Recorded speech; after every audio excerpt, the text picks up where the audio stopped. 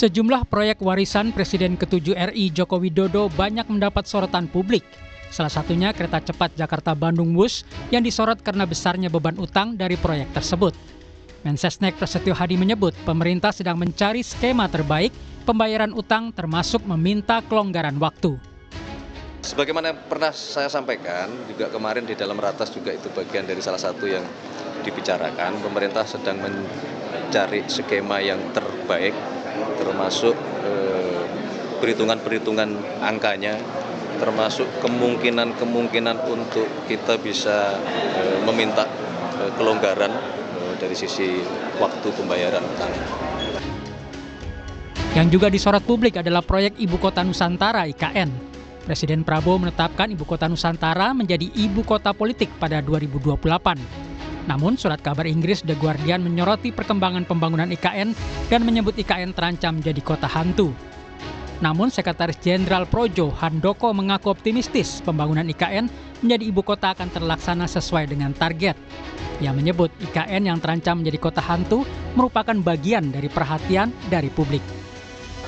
Ya, kalau saya optimis itu akan jadi ibu kota yang bagus dan itu adalah perintah undang-undang juga karena kan kita juga sudah sepakat bahwa ibu kota negara itu dipindah ke Nusantara, ke IKN. Jadi kalau ada kekhawatiran, ya saya melihatnya itu sebagai bagian dari perhatian yang harus kita tangkap juga, kita harus pastikan. Tapi kalau saya melihat progres, melihat kondisi di sana, ya saya optimis IKN akan jadi kota yang bagus kok IKN.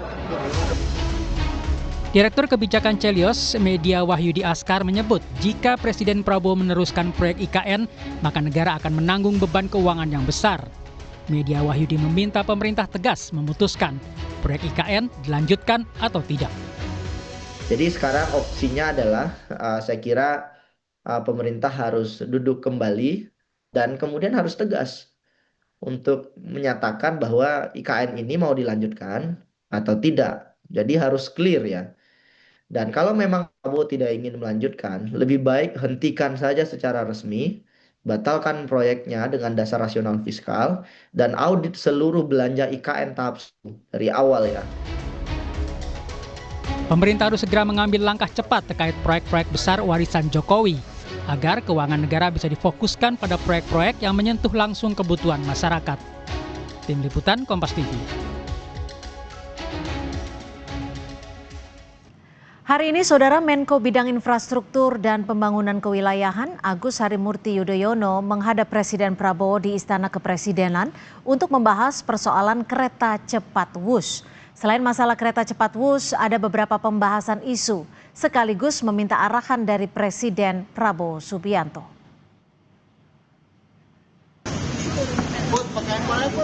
Di tengah pembahasan soal kelanjutan Wush, hadir pula Ignatius Jonan, Menteri Perhubungan era Kabinet Kerja di bawah Presiden Joko Widodo juga datang ke istana. Jonan mengaku belum tahu pemanggilannya apakah terkait dengan pembahasan utang kereta cepat Wush. Tapi menurutnya ia hanya dihubungi oleh Seskap untuk datang ke istana.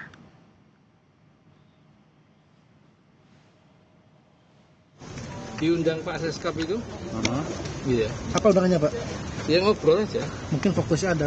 Enggak. Ada materi yang disiapkan Pak dibawa. Dimintain keterangan untuk ini masukan buat terus kereta cepat gitu. Terkait polemik utang mungkin Pak? Enggak tahu saya. Pemerintahan Presiden Prabowo Subianto kini dihadapi 2 proyek strategis nasional dengan pembiayaan yang sangat besar. Kereta cepat Wush dan IKN. Seberapa besar 2 proyek peninggalan Presiden ke-7 Joko Widodo mengganggu proses penganggaran program saat ini? Lalu apa konsekuensi politik dan ekonomi jika Prabowo tidak melanjutkan pembangunan IKN? Kita bahas bersama Direktur Eksekutif Trias Politika Strategis Agung Baskoro, serta Direktur Ekonomi Digital Celios Nailul Huda, dan juga Ekonom Drajat Wibowo. Selamat petang Pak Drajat, Mas Huda, Mas Agung. Selamat petang semuanya. Selamat petang semuanya. Ya, terima kasih sudah bergabung bersama kami di Kompas Petang. Saya akan ke Pak Derajat terlebih dahulu. Pak Derajat, bagaimana Anda melihat adanya polemik dan juga kritik dari sejumlah pihak terkait dengan beban pembiayaan tak hanya soal WUS tapi juga soal IKN? Ya, saya rasa polemik ataupun kritik itu biasa, dan kemudian juga tentu kita juga menyadari bahwa itu tidak terlepas dari politik ya, sisa-sisa politik di masa lalu ya. Namun yang perlu disadari bahwa Pak Prabowo sudah beberapa kali menyampaikan tetap akan melanjutkan, tapi tentu kita juga menyadari kalau setiap presiden mempunyai prioritas sendiri ya. Pak Jokowi pada waktu itu prioritasnya adalah infrastruktur fisik. Pak Prabowo sekarang lebih banyak ke infrastruktur sosial ya, misalkan dengan makan bergizi gratis, kemudian juga dengan sekolah rakyat, kemudian juga dengan koperasi desa, itu semua swasembada pangan, itu semua kan sebenarnya lebih ke infrastruktur sosial dan infrastruktur ekonomi ya. Tapi kesinambungan tetap dijaga, cuma tentu akan menyesuaikan dengan kondisi keuangan negara, sehingga tentu ada beberapa penyesuaian, tapi kalau kelanjutan tetap dilanjutkan. Oke, jika memang tetap dilanjutkan, meskipun ini akan membebani fiskal dari negara ini? Ya, setiap pemerintahan ya, setiap presiden, setiap menteri, setiap anggota DPR, begitu dia sudah bersumpah untuk memegang amanah tersebut, tidak bisa mengatakan, nah ini kan beban di masa lalu, ini sekarang saya nggak bisa seperti itu, karena ketika kita sudah bersumpah menjadi pejabat publik, kita menerima amanat itu lengkap dengan permasalahan-permasalahan yang muncul di masa lalu. Utang-utang yang sekarang harus kita bayar itu tidak lepas dari kesepakatan yang dibuat negara pada saat krisis IMF dulu misalkan ya, dengan IMF dulu. Itu kita masih membayar loh sampai sekarang, sampai tahun 2033 hitungan saya terakhir, mungkin sekarang udah nambah lagi. Tapi saat itu kan kondisinya beda, memang diperlukan karena ada krisis moneter. Ya, semua kan serba diperlukan, karena diperlukan kan sesuai dengan masa dan sesuai dengan orangnya. Setiap masa ada orang, setiap orang ada masa, dan setiap orang ada prioritasnya. Jadi saya rasa kita sebagai negara tidak bisa kemudian pejabat negara tidak bisa kemudian buang badan begitu saja, karena begitu kita sudah disumpah, ya sudah, kita menjalankan semuanya, kekuasaan dan juga permasalahan yang ada. Dan saya rasa Bapak Presiden dengan timnya itu menangani masalah WUS dan menangani masalah IKN ini dengan hati-hati, sangat prudent, dan juga tetap dengan komitmen politik yang memang sudah disampaikan sebelumnya begitu. Mas Agung, kalau Anda membacanya, apakah Pak Prabowo saat ini masih terus menjaga komitmen politiknya untuk melanjutkan tak hanya IKN tapi juga WUS? Ya, kalau melanjutkan Mbak Cynthia, tapi porsinya memang berkurang. Tadi Pak Derajat sampaikan juga ada fokus pemerintahan yang berbeda. Kalau misalnya Pak Prabowo fokus ke infrastruktur sosial atau non-fisik ya, di mana penguatan kualitas sumber daya manusia yang ditekankan, Pak Jokowi kan fokus di infrastruktur. Nah, dari situ saja kita bisa melihat eksesnya otomatis program-program Pak Jokowi, baik itu IKN, WUS, itu akan semakin mendapat penganggaran yang minimalis. Dan untuk itu yang paling penting sebenarnya dari Presiden Prabowo, saya melihat ada penekanan soal transparansi, Mbak Cynthia. Kemudian juga efisiensi. Transparansi ini apa? Ada dugaan soal penggelembungan pada saat WUS dianggarkan misalkan. Ada dugaan inefisiensi. Nah, hal semacam itu yang menjadi beban simbolik secara politik yang diampu oleh Pak Prabowo hari ini. Tapi apakah ini artinya Anda juga bisa membacanya bahwa ada gestur politik dari Presiden Prabowo yang mungkin enggan dalam hal terbebani terkait dengan biaya yang begitu besar? Kalau saya melihat beliau mengambil beban itu, beliau bukan orang yang tadi ya balik badan kemudian meninggalkan. Tidak. dengan dipanggilnya tadi ada Mas AHY ke istana, Pak Jonan, itu bukti konkret keseriusan beliau menggarap masalah WUS ini bisa selesai secepat-cepatnya. Atau nanti IKN siapa. Tapi yang jelas saya melihat treatment Pak Prabowo ini berbeda dari Pak Jokowi ya. Ketika ada masalah, beliau kemudian langsung mencari antitesa orang-orang yang memang sebelumnya agak berlawanan dengan WUS itu ya. Artinya termasuk dipanggilnya Ignatius Jonan ya, yang kala itu memang dengan keras menolak. Sama Demokrat itu bukan orang yang satu irama dengan Pak Jokowi kan secara politik ya. Jadi dengan dua orang ini hadir saja, saya dalam tanda petik cukup seneng karena bisa melihat dalam bingkai yang lain. Karena selama ini di publik kita dengarnya ada Pak Luhut, kemudian ada misalkan respon Pak Purbaya atau Pak Rosan atau Pak dari Danantara yang lain semacam itu. Nah, kalau ada Mas AHY, ada Mas Jonan, ini berimbang Mbak Cynthia. Asik ini kita lihatnya. Jadi lebih objektif, lebih utuh kita melihat masalah ini seperti ini. Mas Huda, kalau Selyos sendiri melihatnya seperti apa dengan kehadiran Jonan ke istana, dipanggil presiden, khususnya saat ini kan juga sedang naik ke publik terkait dengan beban pembiayaan dari WUS itu sendiri? Ya, yang jelas adalah memang beban WUS ini akan jadi beban dari pemerintahannya Prabowo. Tadi sudah sampaikan juga sama Pak Derajat gitu kan, bahwa memang beban-beban yang ditimbulkan di masa lalu itu juga menjadi beban dari pemerintahan masa kini gitu kan, dan juga masa depan ketika proyek itu dia multi years. Nah sebenarnya ketika kita IKN dulu kita bahas bersama gitu kan, itu sangat kental sekali dengan beban fiskal di masa depan. Kita selalu ingatkan bahwa beban fiskal IKN itu sangat besar gitu kan, dan pada saat itu ada undang-undang tentang IKN ini yang membatasi bahwa hanya 20% dari APBN, dan itu yang harus dipegang sebenarnya. Nah jangan sampai ini melebar gitu kan. Nah yang jadi masalah adalah ketika memang di pembangunan IKN itu mandek. Nah kita lihat nih sekarang pembangunan IKN itu dia cenderung stagnan dengan tidak ada investor swasta tunggal yang masuk ke dalam IKN. Dan ini yang selalu kita tagih kepada pemerintahan sebelumnya, bahkan itu mana nih untuk investor IKN gitu kan. Nah sekarang ini tidak ada dan malah saja akan jadi beban dari APBN. Nah itu yang kalau kita ingatkan bahwa tidak boleh 20% karena ada undang-undang di situ. Dan ini yang kita lihat dari IKN. Dan WUS itu juga sama. WUS ketika ada dipanggil Pak Jonan, AHY dan sebagainya, itu tidak bisa menghasilkan apa-apa ketika tidak sampaikan ke publik. Makanya ini yang harus dilakukan adalah ya ketemu Jonan, ketemu AHY, itu harus disampaikan dalam rangka apa, kemudian langkah implementatifnya apa gitu kan. Jangan sampai ini cuma hanya memanggil tapi tidak ada langkah implementatif yang jelas. Pak Derajat, bagaimana Anda memandang dengan dipanggilnya Mas AHY, dipanggilnya juga Pak Ignatius Jonan, dan pandangan Anda jika memang kedua proyek ini akan ditinjau, dievaluasi ulang oleh pemerintahan saat ini? Kalau Pak Menko AHY kan memang ini di bawah tupoksi beliau ya. Jadi infrastruktur di bawah tupoksi beliau. Jadi tentu wajar kalau beliau diundang oleh presiden, dipanggil presiden, mungkin ditanya solusinya apa atau apa saya nggak tahu ya. Kalau Yonan, kebetulan Mas Yonan itu teman satu kampung di Surabaya.